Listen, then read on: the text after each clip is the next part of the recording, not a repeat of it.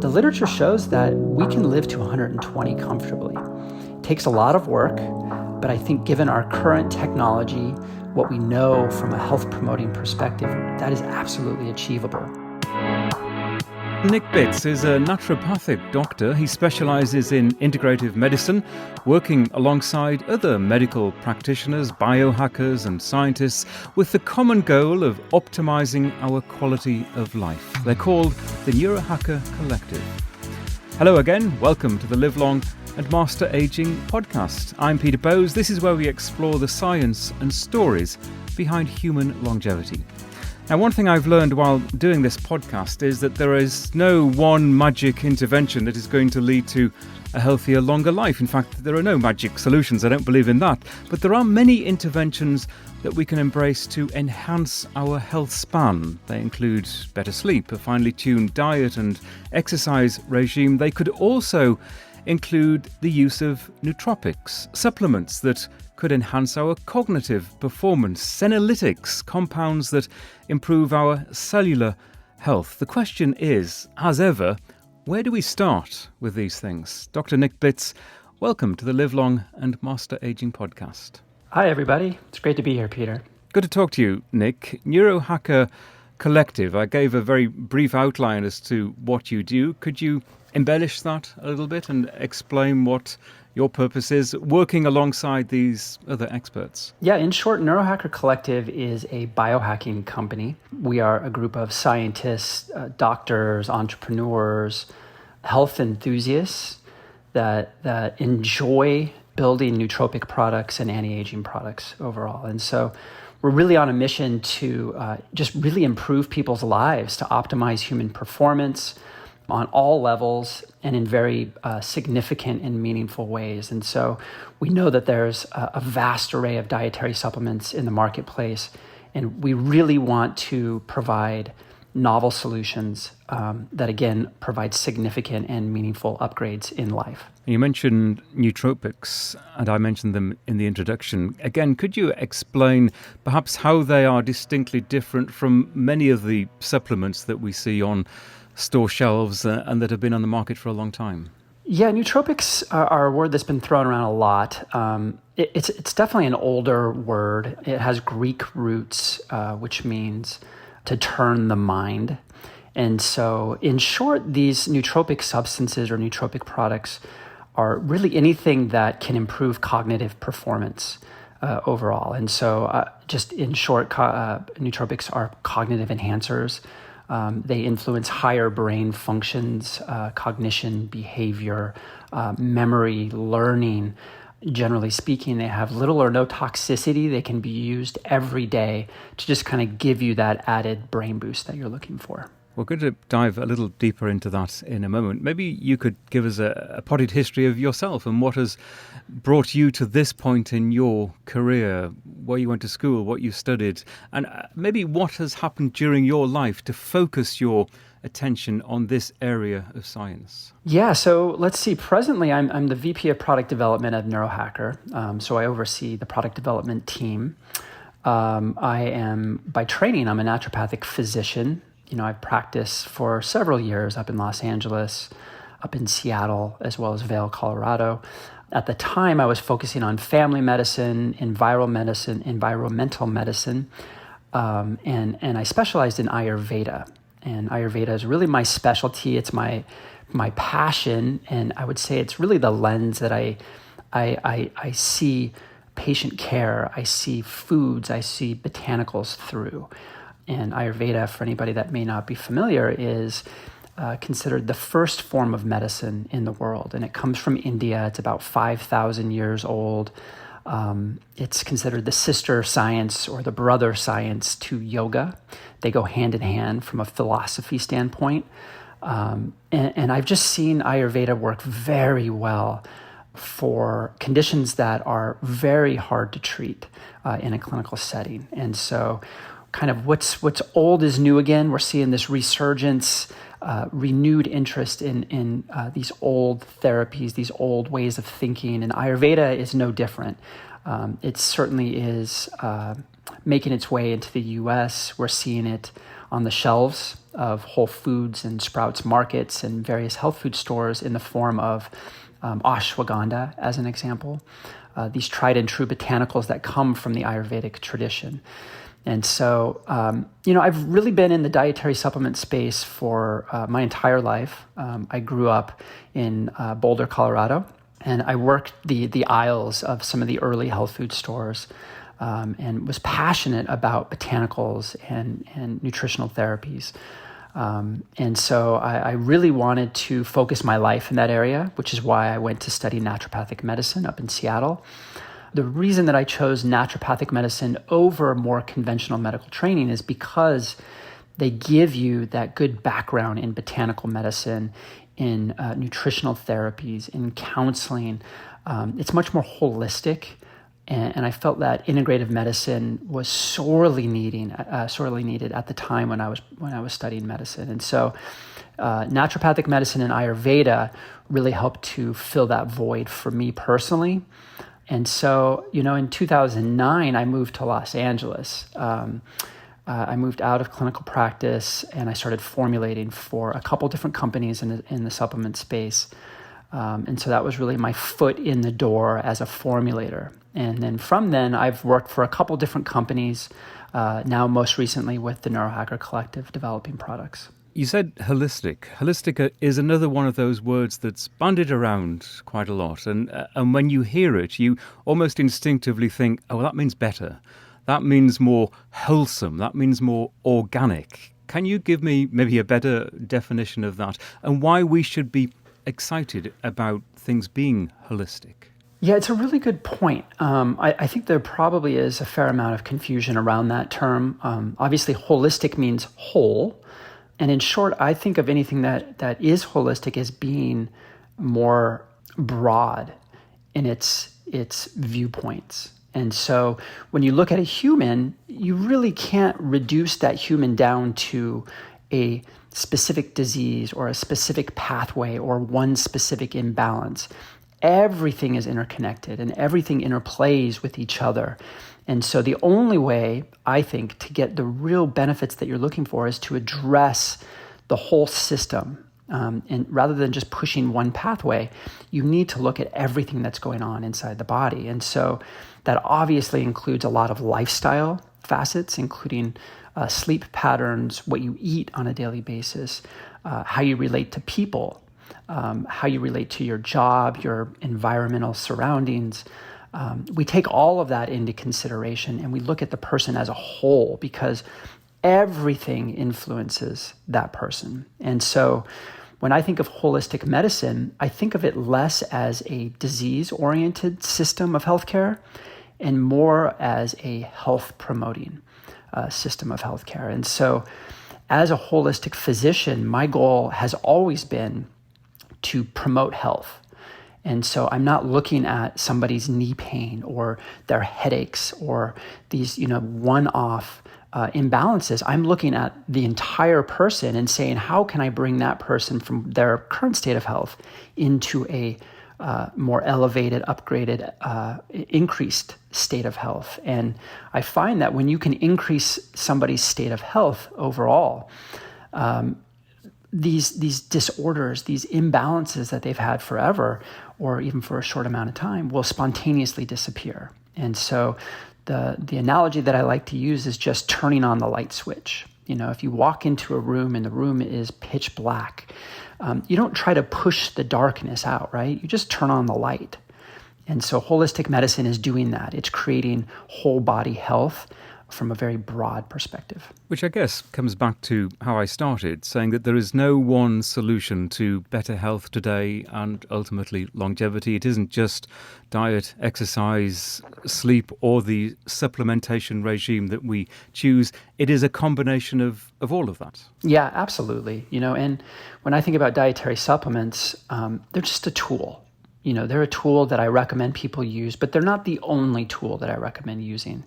You really need to look at all facets to make sure that people are getting the full benefit that they're looking for. So, as I often phrase it, where do we start? This can be quite overwhelming for someone who has maybe that light bulb moment that they need to do something to improve their everyday health and hopefully their health span, the number of years that they enjoy optimum health. But when we're talking about all these different parts to the jigsaw, it can be quite overwhelming, can't it, in terms of which intervention or which combination of interventions to start with? Yeah, absolutely. I think it is important to work with a healthcare practitioner that understands the intricacies of all these different therapies, all these different recommendations, so that you're getting the very best tried and true suggestions that are pertinent for you. I think a lot of people simply rely on Google. They look up something and then they try something, and that's fine. I think that certainly has opened people up to these more holistic, natural interventions, such as dietary supplements, because there's a trial that really feeds into that interest. And they may or may not get benefit, but they are trying it. And so I think that opens the door for them, which is significant, because 5 years ago, people weren't looking at dietary supplements from a very mainstream perspective. But I think over the last 5 years, I think that there's been a lot more acceptance to these types of therapies. But not all therapies, not all dietary supplements are the same. And it's really important to understand what is needed for you as a person. And do you think in this, well, hopefully post-COVID world, COVID hasn't gone away, but hopefully the situation is getting better, that people are more aware of their needs with respect to what we're talking about, that supplementation and other interventions to improve our health is what we need, and that sort of base immunity to help us fight new viruses, potentially if they come along, is all important? Yeah, I think COVID has been an opportunity for everybody to really assess their immune status. And I think that specific issue has much larger ramifications for health. And people are understanding that in order to be fully healthy, fully well, even just looking at the immune system as an example, you need to be proactive in that area in order to get the benefit. You can't just passively allow the days to go by and the environmental conditions or these internal conditions that arise. If you don't have the tools or the vitality to rise up and meet the demand, you're going to be in trouble. And so I think people are understanding that they need to be proactive. And then there are tools that allow you to be proactive in your own healthcare. And we're approaching the winter season, and there's a lot of reporting around. At the moment, it's a little unpredictable, but it could be a very bad flu season. We haven't had much flu over the last couple of years. And again, that helps people focus their minds in terms of how they can not deal with it when it happens, but hopefully prepare for it and perhaps prevent some of the worst aspects of the flu if it were to hit them. Yeah, and there's a lot of really actionable things that people can do on a daily basis, right? And again, it all starts with some of the basic lifestyles, making sure that you're getting enough sleep, making sure that you're eating a nutritionally dense diet, of course, adding in vitamin D and looking at your vitamin D status, critically important. And then there's more targeted nutritional regimens as well when you get into functional medicines or you get into beta-glucan, which is an isolated component found in functional mushrooms. You can take these things day in and day out just to make sure that you're building your immune system and you're not just trying to be reactive when the time arises to be reactive.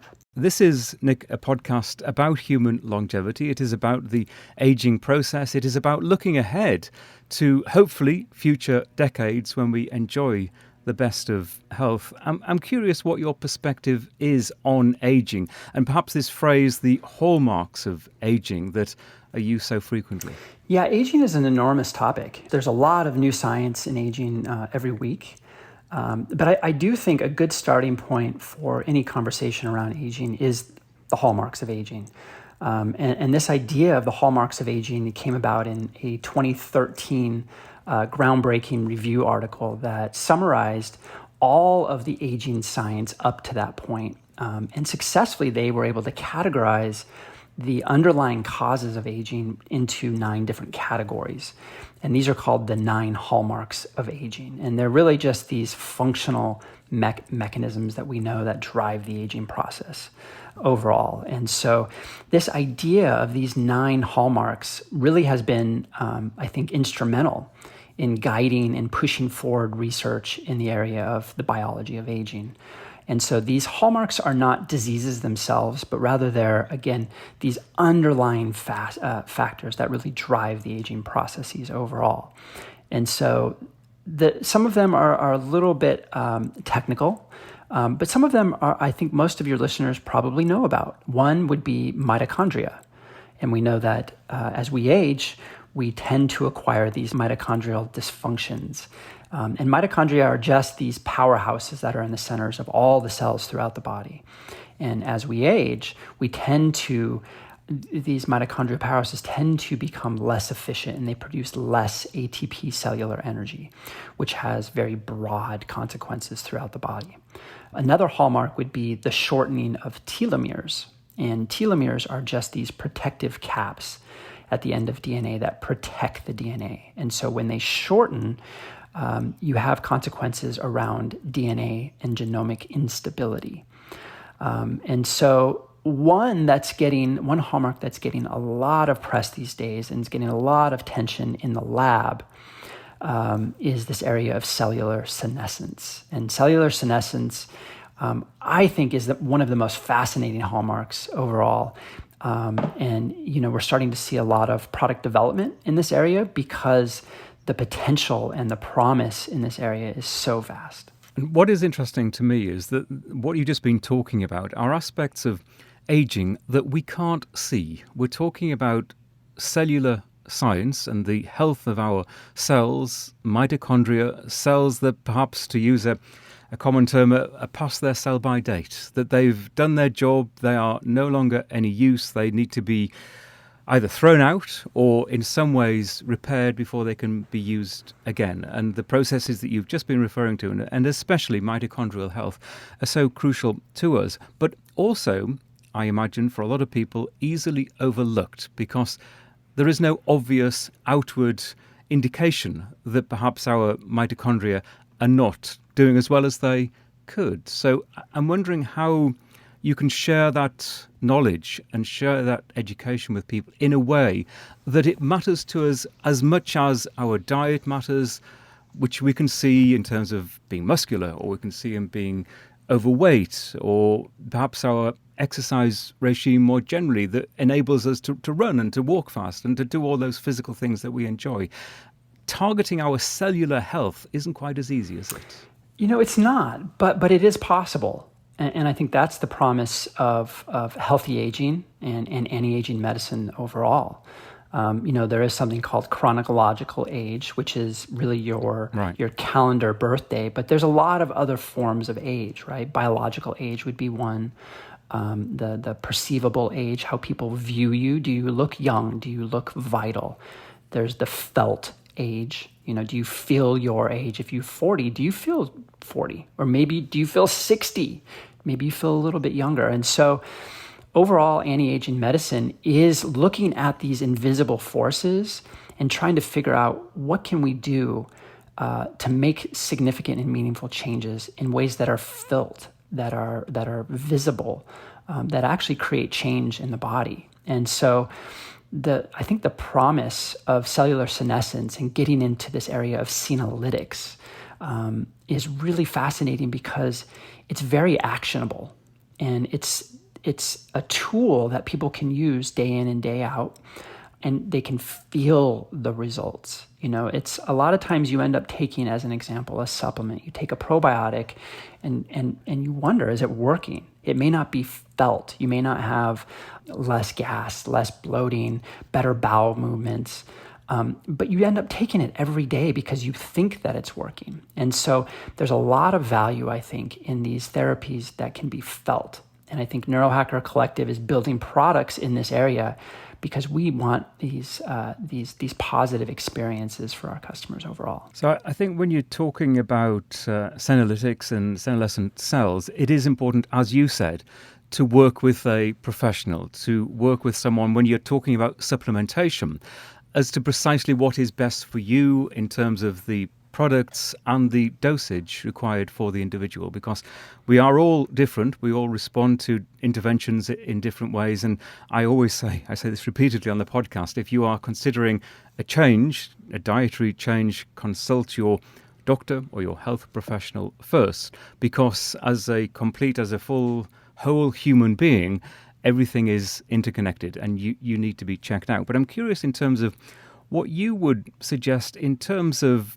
physical changes or dietary changes, leaving aside supplementation at the moment, just purely physical changes to our lifestyle in terms of interventions and what we eat that could benefit us at a cellular level.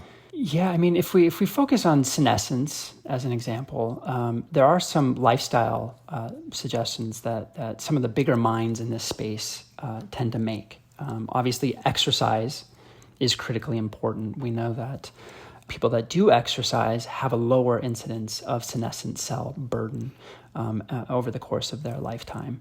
So critically important to find an exercise regimen that works specifically for you.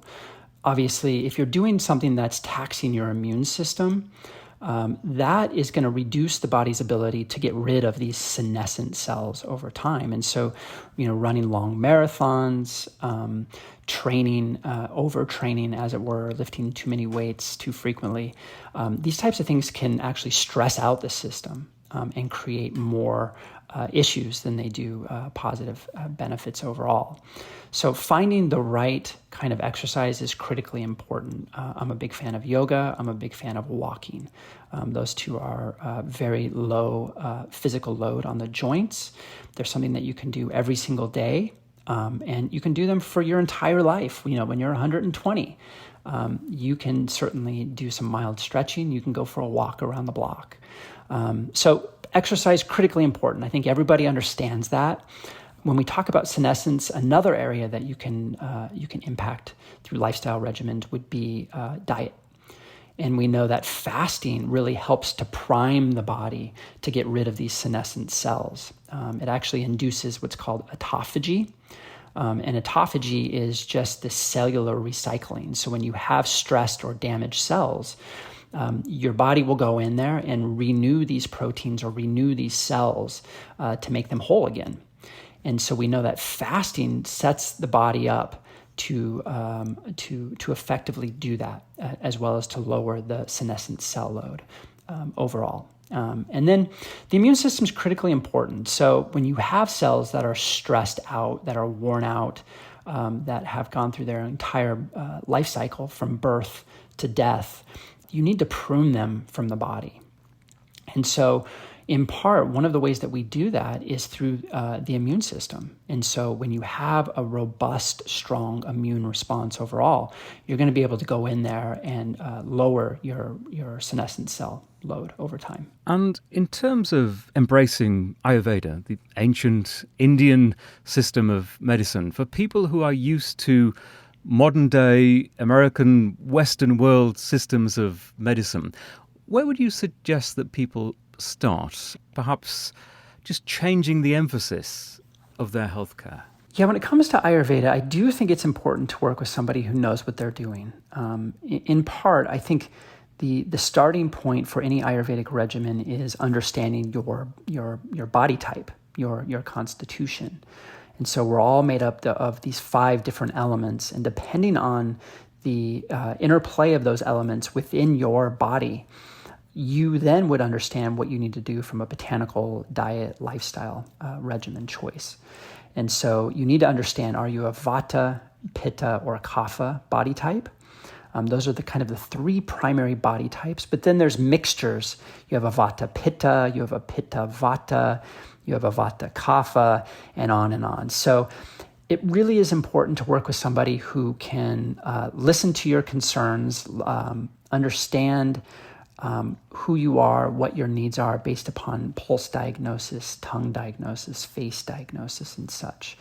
The thing that I like that Ayurvedic does so well is, again, that it works from an energetic standpoint. And so whenever it looks at a botanical, let's talk about ashwagandha, which I mentioned earlier. It looks at the energetics of that plant, and it understands that those energetics are going to influence your body energetics. And so Ayurveda is a medicine of opposites. And so if you have too much heat, you need to do things that are heat reducing in your diet or botanically. And so ashwagandha tends to be heating overall. It tends to be oily. It tends to be calming. And so it's perfect for body types that are the opposite of that are cold, that are dry, and that tend to be frenetic or nervous. And so it perfectly balances out that person.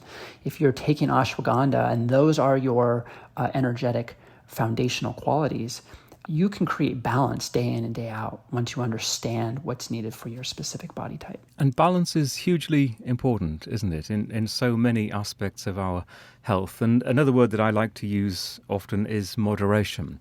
And that is, I'd be interested in your thoughts on this, on not going to extremes in terms of potential interventions that we think might help us, but then sometimes there's a temptation to go over the top with them. Yeah, I mean, you've probably talked about it, and if not, you've probably heard the term orthorexia. And people, they take these health-promoting regimens, protocols, therapies, diet recommendations, they take those to an extreme, and it actually creates an imbalance. Right. So it is incredibly important to have flexibility in the mind, and to have flexibility in your diet and your regimen. And so I often recommend an 80-20 rule, where 80% of the time you're doing things pretty strictly. But then, it allows for that 20% where you can kind of play around, you can indulge, you can stay out late with friends, you can veer from that strict course 20% of the time. And so it is critically important, I think, for balance, because you can't be 100% all the time. It really, I think, limits your freedom around health. So, Nick, I think you mentioned a few moments ago, or you referred to potentially getting to, I think it was 120 years old. And again, this is a podcast about aging and the potential to live a very long, healthy life. I'm curious what your own personal aspirations are in the real world, what you think is possible, and what you're doing in your own daily lifestyle to achieve a great long life. That's a great question. I often ask people, what are their intentions around how long do you want to live? I think a lot of people haven't really framed that question or asked themselves that question, but it is a very interesting question. When you get into the Ayurvedic sciences, you get into the yogic sciences, the literature shows that we can live to 120 comfortably. It takes a lot of work, but I think given our current technology, what we know from a health promoting perspective, that is absolutely achievable.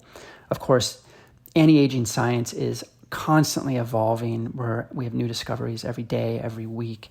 So I think that within the next couple of years, there's going to be some new strategies that can help us along the way. But I think just given some of the foundational basics that we have at our disposal today, I think hitting 100 should be no problem. And beyond that, I think is absolutely achievable. And so, in my studies of Ayurveda, I've been able to capture a lot of these really core concepts that I utilize for myself, and that I have recommended for patients as well. One of them is this idea of panchakarma.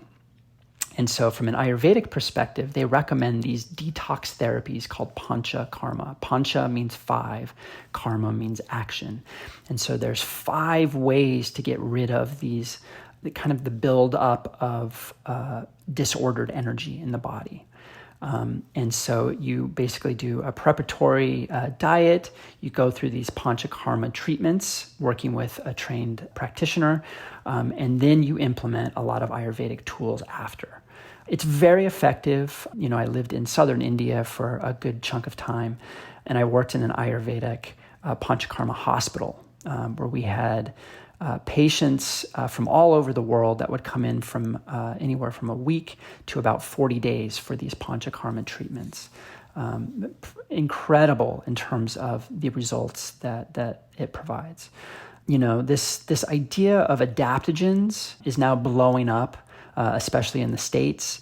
And adaptogens, the idea of adaptogens as it is, they don't really exist in Ayurveda. Ayurveda doesn't talk about adaptogens. So even though ashwagandha is quote unquote an adaptogen, Ayurveda doesn't frame it that way, but they look at these rejuvenative therapies, and they have a whole branch of medicine called rasayana, which means the path of juice. And in short, these therapies are thought to inject juice or water or moisture or vitality into the body, which promotes longevity. And so I use the analogy of we all start out as this ripe grape. And over time, we lose that juiciness, that water, that moisture, and eventually we become this shriveled raisin in the end. And so how do we shift that course from grape to raisin along the way? And Ayurveda, again, has a whole category of therapies that are rejuvenative and that are geared at injecting that juice, as it is, back into the body to give it more longevity, to allow you to live longer. One simple tool would be something called abhyanga. And abhyanga is oil therapies that you do day in and day out. It's a self-massage. And so once you understand your body type, you find a body type appropriate massage oil to give yourself a massage every single day before or after you get out of the shower. And that really helps to just nourish all of the tissues, nourish the central nervous system, the nerves, the brains, helps to ground you in your body. And again, to use an analogy, it's like adding oil to a piece of leather. You know, if you put a piece of leather without any oil on it out in the sun, eventually it's just going to dry up and shrivel. But if you put oil on it day in and day out, that piece of leather will stand the test of time forever. And so Abhyanga is a fascinating area of science in and of itself, but it's very simple. So just use a simple unrefined or refined sesame oil and give yourself a body massage every day. That's really interesting. And in terms of, with that 120 years in mind, do you have any other daily rituals? Just give me a snapshot of a day in the life of Nick Bitz and what you do first thing in the morning to nurture your longevity. Yeah, you know, I veer from my meditation practice. I would love to say that I do meditation every single day, but I aspire to do more meditation again. I've had meditation in my practice for 20 plus years easily. I practice Vipassana meditation. And the recommendation from that school of philosophy is that you should meditate an hour in the morning and an hour at night. And given my schedule these days, I'm trying to get about 20 minutes in per day, which is still valuable. And I get a lot of benefit. It really helps to just clear my mind and center me during the course of my day. And so meditation is definitely one tool. I'm a huge fan of sun salutations, which is a really foundational yogic practice. And so I do 12 sun salutations every single day because it works every major muscle in the body. It works every major joint in the body. And that, for me, is my favorite form of exercise. And then I also do some breathing exercises. I'm a big fan of Dr. Andrew Weil's he calls it the 4-7-8 breathing exercise. That's great. I also do boxed breathing, and I do more vigorous pranayama, yogic breathing too, just to move prana, to move energy through the body, to make sure that I'm not getting too stagnant. I definitely sit in front of a computer a lot to work, and so I try to make sure that I'm countering that through energetic work. And in terms of the reasons why any of us would want to live to a great age. It seems fairly obvious to me, but it isn't necessarily obvious, and it isn't an aspiration of everyone. But from your perspective, what would the joy be in being 100, 110, 120, and hopefully in good health? Yeah, that's the key. I mean, I certainly don't aspire for longevity just to live to 120. You know, it really is about health span. How can you create health and live healthy later in life? And so from my standpoint, it's about giving back. It's about doing my part in the world. It's about participating in my family. It's about seeing my kids have kids. And I think there's a lot of wisdom. The older you get, the wiser you become. And I think the older that you get, the more impactful you can become in your communities. And unfortunately, when you're in your 20s, it's usually not a priority. But I think once you get later in life, you understand giving back and the value of giving back. And so I think that's really the big promise. I think that citizens that can live to 100, 110, 120, I think that their output and their outcomes become much more incredible later in life. And I think that's a great point to end this. Nick, fascinating to talk to you. You're based in Los Angeles. We'll put details of how to do a deeper dive into your work into the show notes for this episode. But if people do want to get in touch with you and follow you more closely, where should they go? Yeah, neurohacker.com. That has all of the products that we're creating presently. You can follow us on all the different social media outlets. That's probably the best way. Excellent. As I say, I'll put the details so it's clickable, easy to get you into the show notes for this episode. Nick, thank you very much indeed. Thank you so much. And you'll find those show notes at the Llama Podcast website. That's LLAMA podcast.com. This has been a HealthSpan Media production. I'm at Peter Bowes. Love to hear your feedback to the conversations that we have. And in the meantime, do take care. And thanks for listening.